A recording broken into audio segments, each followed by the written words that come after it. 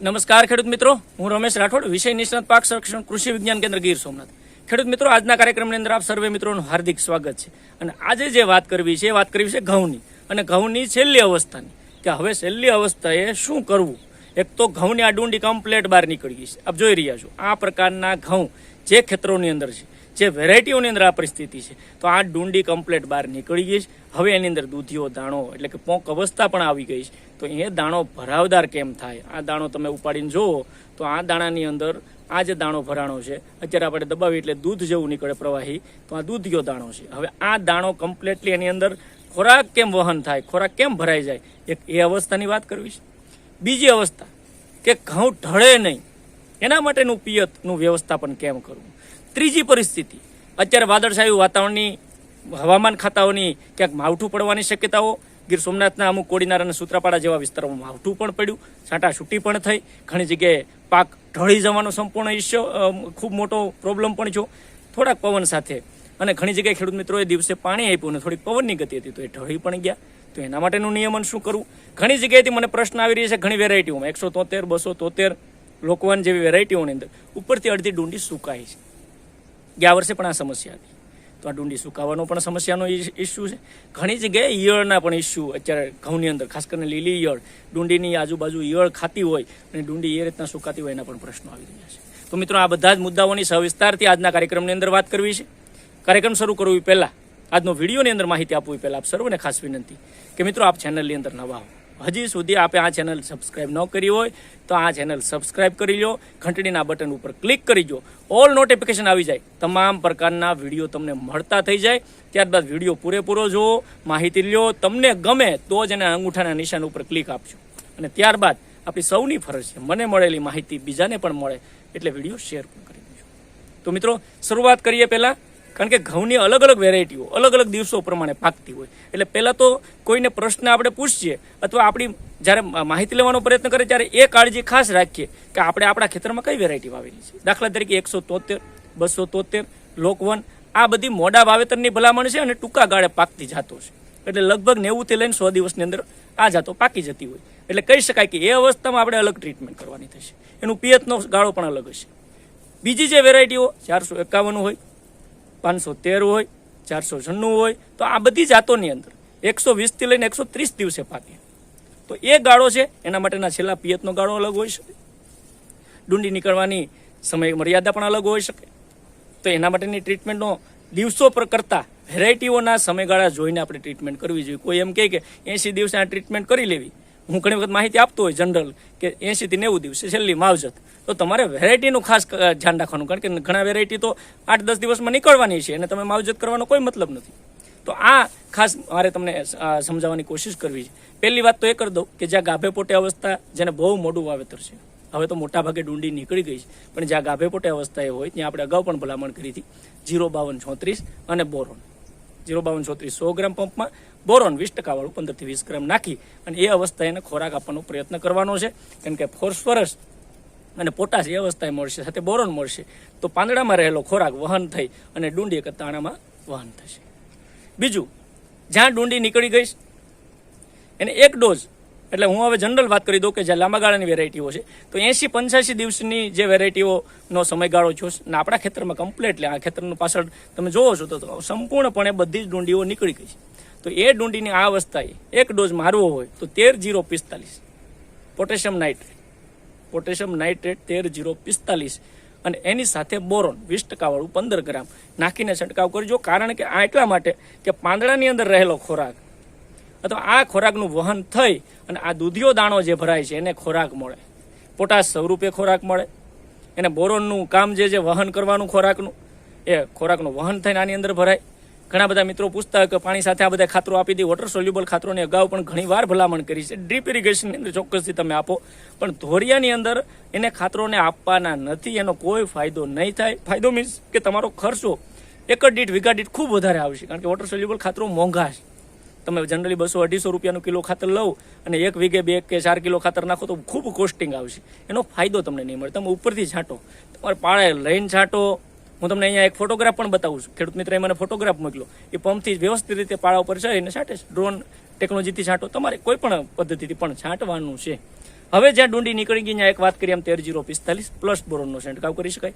બીજી અવસ્થા એક એવી છે કે જેને ઘઉં 30-35 દિવસમાં કમ્પ્લીટલી હાર્વેસ્ટ કરવાના છે, હાર્વેસ્ટ મારવાનું છે, વાઢવાના છે, એના માટે એને એક ડોઝની અંદર 0-0-50 એટલે પોટેશિયમ સલ્ફેટ 50% પોટાશ, 17.5% સલ્ફર અને એની સાથે magnesium fortified calcium nitrate. Calcium nitrate પણ ખૂબ અગત્યનું છે. કેલ્શિયમ તત્વની મહત્તાની ઘણી બધી મેં અગાઉ વાતો કરી છે. પોટાશ તત્વ રોગ પ્રતિકારક શક્તિ વધારવામાં, ક્વોલિટી ગુણવત્તા સુધારવામાં, સલ્ફર તત્વનું પણ આ પાકોની અંદર ખૂબ એન્ટીફંગલ તરીકે પાકને પોષણ આપવામાં પણ એનું ખૂબ મોટું મહત્વનો રોલ છે. તો આ 0-0-50 plus magnesium fortified calcium nitrate 50 ml 0-0-50 100 ગ્રામ એક પંપની અંદર નાખીને સાંજના સમયે ખૂબ સારી કન્ડિશનમાં એક ડોઝ મારી દેજો. હું ગેરંટીથી કહું છું, ઘઉંની અંદર 16 ગુઠાના વીઘાએ તમારે 50 મણ થતા હશે તો 55 મણ થાય, 60 મણ થતા હોય તો 65 મણ થાય. એટલે વીઘે 4 થી 5 મણનો ગેપ. આ બધી ટ્રીટમેન્ટો ફક્ત આ એક જ નહીં, અગાઉની ટ્રીટમેન્ટો કરી છે, કારણ કે આપણે બધું જ કર્યું. 19 શરૂઆત કરી હતી. ઘણા બધા મિત્રોએ મને ફોન આવે છે 1261-00-52-34 બોરોન, મિક્સ માઇક્રોન્યુટ્રન્ટ બધું જ આપ્યું છે. હવે આને છેલ્લો ડોઝ જો બાકી રાખી દઈશું તો આ ડુંડીની અંદર દાણો ભરાશે નહીં, દાણી ખાલી રહે અને તમારા ઘઉંનું વજન નહીં થાય. તમને આમ ઘઉં ખૂબ સારા લાગતા હશે, પણ જ્યારે મણી કે એને જોખશો તો એવું લાગે કે આ તો 35 કે 40 મણ જ છે. આપણે આશા તો 50 મણની હતી, 60 મણની હતી. તો એવું ન થાય એટલા માટે આ ડોઝ એક ખાસ મિત્રો મારી દેવાનો છે. આ વાત હતી પોષણ. હા, જે ટૂંકા ગાળાની વેરાયટીઓ છે મેં કીધું જે 100 દિવસમાં પાકી જાય એમ છે, એને પણ તમારે કાળજીપૂર્વક જોવાનું છે કે ડુંડી કમ્પ્લીટ બહાર નીકળી ગયા પછી આ પ્રકારના ડોઝ આપી શકાય. પિયત ને અગાઉ તમને વાત કરી કે પિયત ખૂબ અગત્યનું આ સ્ટેજ ઉપર હોય છે. આપણે અગાઉ પણ કટોકટીની અવસ્થાઓ કીધી હતી.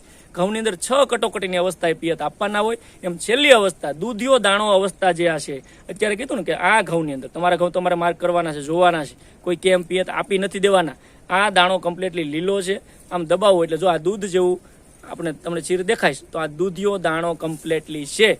આ અવસ્થાએ પિયત આપી જ દેવાનું છે. આમાં નહીં આપો આઘું પાછું થાય તો ઉત્પાદનમાં અસર પડશે. હા, અને અરે બીજી પરિસ્થિતિ ઘણી વખત ખેડૂત મિત્રોના પ્રશ્નો પણ પ્રેક્ટિકલ આવતા હોય કે અત્યારે પિયત આપી દિવસે પવન હોય, ઘઉં ઢળી જવાનો પ્રશ્ન થાય, વાદળછાયું વાતાવરણ છે, માવઠાની આગાહી. મિત્રો, બે વસ્તુનું સોલ્યુશન કાઢવું ખૂબ ઘણી વખત અઘરું હોય, પણ એનો રસ્તો એવો કાઢી શકાય કે સાંજના સમયે 4-5 વાગ્યા પછી ઢળતી સંધ્યાએ પવનની ગતિ થોડી ઘટે પછી જો આપણે પિયત આપી દઈએ તો બે કામ થઈ જાય. આપણું પિયત પણ અપાઈ જાય, ઘઉં ઢળવાનો થોડોક પ્રશ્ન પણ ન રહે. હા, તમારું ઘાટું વાવેતર હશે, જમીની પ્રકારની હશે, મૂળિયાનું બંધારણ જમીન સાથેનું ક્લોઝ નહીં હોય તો ઢળવાના પ્રશ્નો પણ ઘણી વખત હું પણ માનું છું રહેતા હોય. પણ જો પિયત નહીં આપો તો ઉત્પાદન ઉપર સીધી અસર થશે. એટલે આ અવસ્થાએ દૂધિયા દાણા અથવા પોંક અવસ્થાએ છેલ્લું પિયત આપીને આપણે ઘઉંને મૂકી દેવાના છે. બીજું 0-0-50 અથવા પાણી સાથે ઘણા બધા મિત્રો પૂછતા ઉપરથી છટાય એવું જ નથી, કોઈ કાળે નથી છટાય એવું. એને અમે એવી ભલામણ કરીએ કે ભાઈ પોટાશ, જે મ્યુરેટ ઓફ પોટાશ આવે 60% પોટાશવાળું ખાતર, એને 5-6 કિલો તમે ઓગાળી પાણીમાં અને પિયત સાથે ધોરિયાની અંદર મૂકી ગયો તો એ પિયત સાથે ઘઉંની અંદર જશે અને એ પણ તમારા ઘઉંની અંદર ફાયદો કરાવશે. પણ ઉપરથી જે છાંટો છો ડાયરેક્ટલી, કારણ કે ઉપર સીધું પડે છે, ખોરાકની અંદરનું વહન મેં કીધું ને 0-0-50 બોરોન, કેલ્શિયમ નાઇટ્રેટ આ બધા તત્વો એને કહેવાય ને કે વહન કરી અને પાંદડામાં રહેલો ખોરાક કે ડાળીઓમાં રહેલો ખોરાકને એના ડુંડી સુધી દાણા સુધી પહોંચાડવાનું ઝડપથી કામ કરશે. તો એ ઝડપથી કામ કરવા માટે આપણે આ ડોઝ ઉપરથી મારીએ છીએ. તો જીરે નીચેથી મ્યુરેટ ઓફ પોટાશ પણ 5 કિલો લેખે મિત્રો છેલ્લા પિયતની અંદર આપી શકાય. તો પિયત ઢળવાનો પ્રશ્ન, ડુંડીનો પોષણની વાત થઈ. છેલ્લો પ્રશ્ન એ છે કે ડુંડી સુકાવવું અને ઈયળ. આના માટે મિત્રો હું તમને સ્પષ્ટ ભલામણ કરી દઉં કે જ્યાં ડુંડી સુકાવાના પ્રશ્નો અડધી ઉપરથી સુકાણી છે એ માર્ક કરજો. ઈયળના નુકસાનને લીધે સુકાણી કે ફૂગને લીધે છે. જો ફૂગનું તમને ક્યાંય પણ દેખાય લક્ષણ અથવા અડધી ડુંડી સુકાતી હોય, વેરાયટી હોય 173, 273, 496, તો એના માટે એઝોસ્ટ્રોબિન પ્લસ ડાયફેનાકોનાઝોલ ફૂગનાશક દવા એક પંપની અંદર 30 ml નાખીને ઘાટો છંટકાવ કરીશું. જેને પ્રશ્ન હોય એને જ લીલ પાણી કમ્પ્લીટલી આ પ્રકારની ડુંડી હોય એને નથી કરવાનું, આ ટ્રીટમેન્ટની જરૂર નથી. જેને ઈયળ છે એને ખાસ કરીને 0-0-50 અથવા 0-52-34 ડોઝ સાથે ઈયળની દવા નાખી દેવાની છે. અને ઈયળની દવામાં એમામેક્ટિન બેન્ઝોએટ 1.9 EC અથવા તો એમામેક્ટિન બેન્ઝોએટ 5% SG, આ બેમાંથી કોઈ પણ એક દવા 10 થી 12 ml પ્રમાણે 10 થી 12 ml અથવા ગ્રામ પ્રમાણે નાખી અને ઘાટો ડોઝ આપણા વોટર સોલ્યુબલ સાથે જ એક જ ડોઝમાં આપણું કામ પતી જાય એ મારી દો તો ખૂબ સારા નિયંત્રણો પણ મિત્રો મળશે. તો આ સંપૂર્ણ રીતે ઘઉંના પાકની અંદર જે મેં ખાતરો કીધા, જે મેં પોષણ માટેની વાતો કરી, એ પોષણનો છેલ્લો ડોઝ લાગવો જોઈએ. વેરાયટી અલગ અલગ હોઈ શકે, અલગ અલગ દિવસો પાકવાના હોઈ શકે. કોઈ 90 થી 100 દિવસે પાકતી હોય, કોઈ 120 થી 130 દિવસે પાકતી હોય, એની યારે કોઈ મતલબ નથી. પણ ડુંડીની અવસ્થા એ દૂધિયા દાણા અવસ્થા જે પણ વેરાયટીમાં આવે ત્યારે પિયત આપવું જરૂરી છે. પીએચ સાથે ઘણા મિત્રો સલ્ફર પણ આપતા હોય, 95% સલ્ફર અથવા તો સલ્ફરના ફોર્મના અલગ અલગ પાવડર ફોર્મવાળા ખાતરો પણ આપતા હોય, તો એ પણ ખૂબ સારી બાબત છે. એ પણ તમારા પાકની અંદર પોષણ માટેનું ખૂબ અગત્યનું અંગ છે, તો સલ્ફર પણ આપી શકાય. મેં મ્યુરેટ ઓફ પોટાશની વાત કરી, એ પણ મિત્રો આપી શકાય. અને ઉપરથી ડોઝ જે છંટકાવ કરવાના છે એ કરશો એટલે ઘઉંની અંદર ખૂબ સારું ગુણવત્તાવાળું અને વધુ ઉત્પાદન માટેની અત્યાર સુધી કરેલી મહેનત, અમે આપેલી માહિતી અને એ પરિણામમાં ફરવી જોઈએ. એ તમારા હાથમાં પૈસામાં ફરવી જોઈએ, તો જ કામનું છે. બાકી ખાલી વાતો કરી, તમે સાંભળ્યું, તમે વિડીયો જોવા પાછળના ઘણા બધા વિડીયો મિત્રો જોઈને તમે સમય બગાડ્યો હોય, એ સમયનો સદુપયોગ અને એ સમય તમારા રિઝલ્ટ સ્વરૂપમાં બદલે, તો જ હું માનું છું કે અમારી મહેનત તમારી મહેનત, કારણ કે તમે રોકાણ અને મહેનત તમારું છે, અમે તો માર્ગદર્શન આપતા હોઈશ, તો એ બધા પરિણામોમાં પરિણમે અને એ પરિણામો સારા મળે એના માટેની આ ખૂબ સારી રીતે આપણે બધા સોશિયલ મીડિયાના માધ્યમથી મહેનત કરી. આવા પરિણામો જે પણ મિત્રોને મળે છે એ સોશિયલ મીડિયાના માધ્યમથી મને આ કોમેન્ટ બોક્સની અંદર પણ ખાસ તમારું નામ, ગામ અને તમે કરેલી મહેનત અને તમે કરેલા પરિણામો મળે એને પોઝિટિવલી આપતા થશો, તો બીજા ખેડૂત મિત્રોને પણ ફાયદો છે. અને મિત્રો ઘણા બધા મિત્રો આ સંપૂર્ણ પદ્ધતિઓ કરે છે, એના રેકોર્ડ પણ અમારી પાસે છે. એના કોમેન્ટ બોક્સ ક્યારેક વાંચજો. ઘણા બધા મિત્રો સંપૂર્ણપણે માહિતી લઈ અને આ બધા વોટર સોલ્યુબલોનો જ ખાલી ઉપયોગ કરીને ખૂબ સારું ઉત્પાદન લેતા જશે. તો આપણે સૌ એમાં જોડાઈએ, ખેતીની અંદર સારું ઉત્પાદન લેતા થઈએ. આજના વિડીયોની અંદર એટલું જ. ફરી પાછા મળશું એક નવા વિષય સાથે, ખેતીની નવી ટેકનિકલ સાથે. ત્યાં સુધી મને રજા આપશો. આપ સર્વે મિત્રોનો વિડીયો પૂરેપૂરો જોવા બદલ ખૂબ ખૂબ આભાર, ધન્યવાદ, થેન્ક યુ.